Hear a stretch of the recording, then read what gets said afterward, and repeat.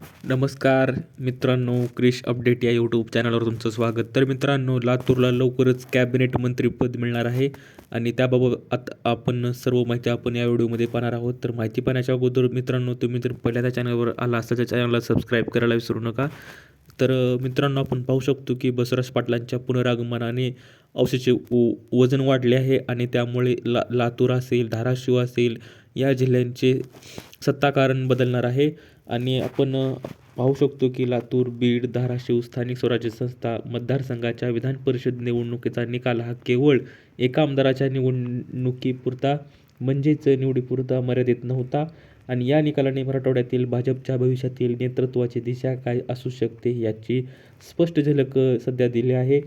आपण पाहू शकतो की सर्वाधिक मताधिक्य मिळवत माजी मंत्री बसवराज पाटील यांनी विजयाची नोंद केली आणि अनेक राजकीय संदेश एकाच वेळी दिले. स्वर्गीय केंद्रीय गृहमंत्री शिवराज पाटील चाकूरकर असतील यांचे ते राजकीय मानसपुत्र म्हणून ओळख असलेल्या बसवराज पाटील यांना त्यांच्या राजकीय शिस्तीचा आणि संयमी नेतृत्वाचा वारसा पुढे नेला. ग्रामविकास मंत्री म्हणून काम करताना त्यांनी अनेकदा चर्चेत राहिलेला पवार निलंगेकर राजकीय संघर्ष असो किंवा जिल्ह्यातील सत्तेची अंतर्गत स्पर्धा असो या सर्वांमध्ये तटस्थ आणि ज्येष्ठ नेतृत्व म्हणून बसवराज पाटील यांच्याकडे पाहिले जात आहे. तर आपण पाहू शकतो की सध्या सांगायचं झालं तर थोडक्यात सत्तेचा अनिशेष भरून निघणार आहे. तर बसवराज पाटील यांचा हा विजय म्हणजे मराठवाड्यातील भाजप नेतृत्व संरचनेत झालेला मोठा बदल मानला जात आहे.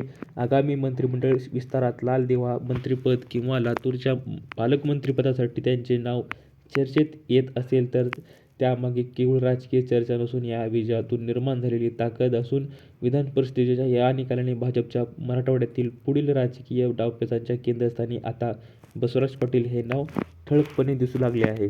तर आपण पाहू शकतो की सध्या जिल्ह्यातील सर्व महायुतीच्या उमेदवारांना निवडून आणण्यासाठी मोठे योगदान हे भाजपाचं होतं आणि त्यांना थेट विधान परिषदेवर संधी देण्यात आली बसवराज पाटील साहेबांना. आणि विशेष म्हणजे या भाजपमध्ये प्रवेशानंतर त्यांनी पक्षातील गटबाजीपेक्षा समन्वयाला प्राधान्य दिल्यामुळे सध्या आपण पाहू शकतो की अभिमन्यू पवार असतील आणि संभाजी पाटील निलंगेकर असतील आणि महायुतीतील इतर नेत्यांमध्ये संवादाचे पूल उभारण्याचे काम त्यांनी केलं आणि त्यामुळे सध्या आता चर्चा होत आहे की लातूरला लवकरच कॅबिनेट मंत्री रूपानं कॅबिनेट मंत्रीपद मिळेल आणि ते बसवराज पाटील साहेबांना मिळू शकतं असं सध्या वातावरण आहे.